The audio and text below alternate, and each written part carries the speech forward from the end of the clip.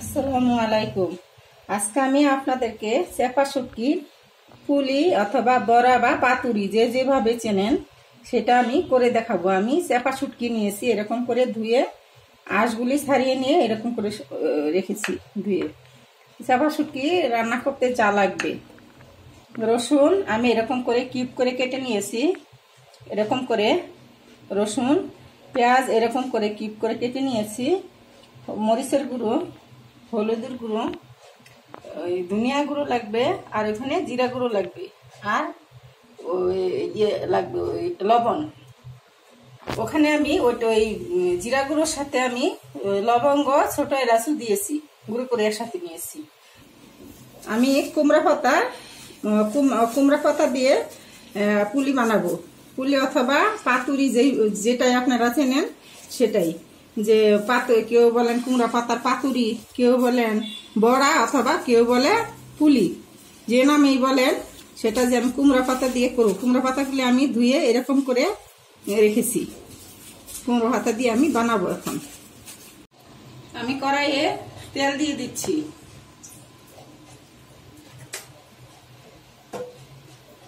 চাপা দিয়ে দিচ্ছি, রসুন আর এই যে কাঁচামরিচ এরকম করে কেটে নিয়েছি, কাঁচামরিচ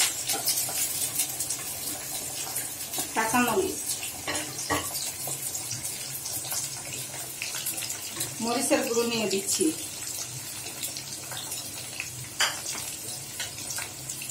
ধনিয়া গুঁড়ো,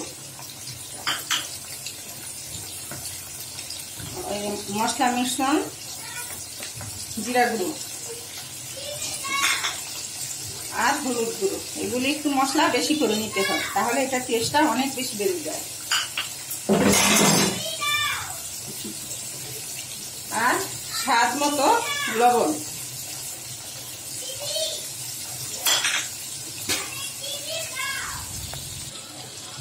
এভাবে আমি সবগুলো মশলা মিশিয়ে নিব একত্রে।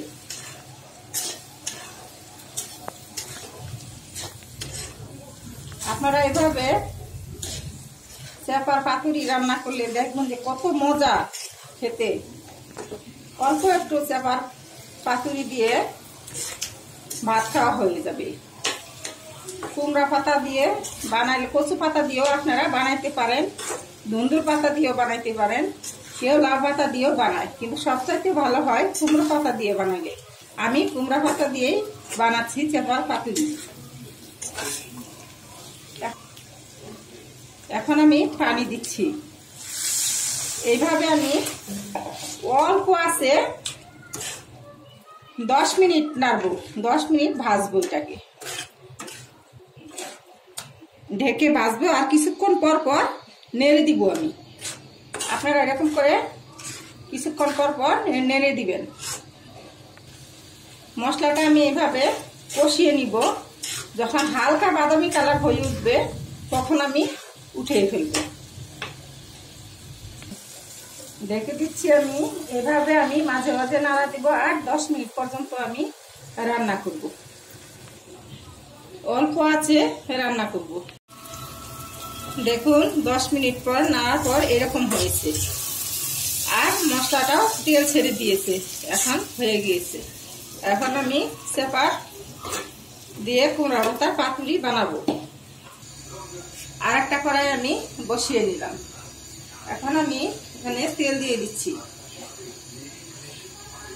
খানিকটা তেল দিয়ে দিলাম। তেলটা এরকম করে কড়াইয়ের মধ্যে ছড়িয়ে দিলাম। আর আমি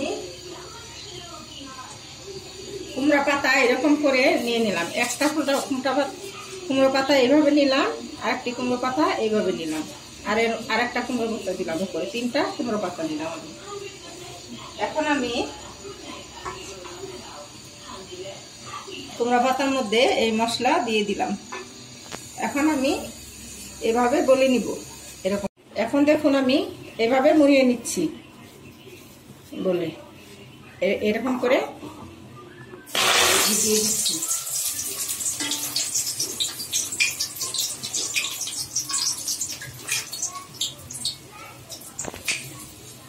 এভাবে আমি সবকটি দিয়ে দিব। আমি আপনাদের সুবিধার্থে যে আরেকটা বানিয়ে দেখাচ্ছি যে কিভাবে পাতা নিতে হবে। এখন এইভাবে আমি একটা পাতা নিয়েছি আর এইভাবে একটি পাতা নিয়েছি আমি, আর উপরে আমি আরেকটি পাতা দিয়েছি, আর এখানে আমি দিয়ে এরকম করে মুড়িয়ে নিব, এরকম করে ভাঁজ করব, করে আরেকটি ভাঁজ এইভাবে করব, তারপর এইভাবে একটি ভাঁজ করব, এভাবে আমি কড়াইয়ে দিয়ে দিব, এভাবে একটু দিয়ে দিব। এবার আমি সবকটি বড়া ভেজে নিব আমি পুলি।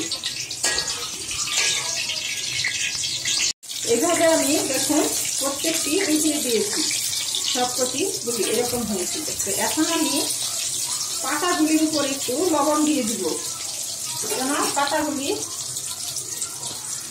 সিদ্ধ হয়, লবণ ঢুকিয়ে দেবো, নাহলে পাতার মধ্যে লবণ হবে না। উল্টে দিয়ে অপর পিঠটাতে আমি এভাবে লবণ দিয়ে দিব। এখন আমি উঠিয়ে নিচ্ছি।